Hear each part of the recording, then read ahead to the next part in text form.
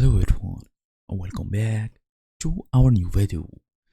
So have you ever taken a great selfie only to realize the messy background is completely distracting from your face?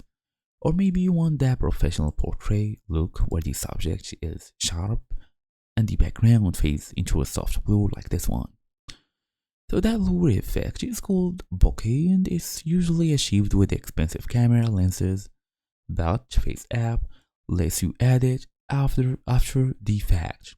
So the official Facebook blog confirms that the app lets you slightly blur or improve backgrounds easily. As you see, you also have the color effects and all of this. So giving your photos that professional polish without any fancy equipment is totally doable through FaceApp. So in this guide I will show you exactly how to blur backgrounds to make yourself the star of the photo. Let's get into it.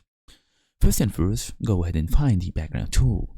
Open your photo in FaceApp, look at the bottom toolbar and swipe through the options until you find the background icon. So this is usually located near the filters and effects categories. Tap on it to open the background editing tools, then select the lens blur option. Once you are in the background section, look for an option labeled lens blur or portrait blur or simply a blur slider.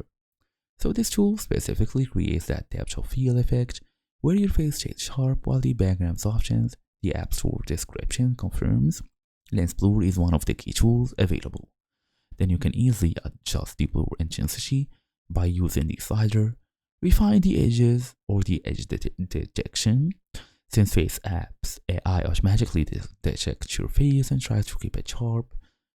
So I would say that's the whole idea. Thank you all for watching. I'll see you all in the next video.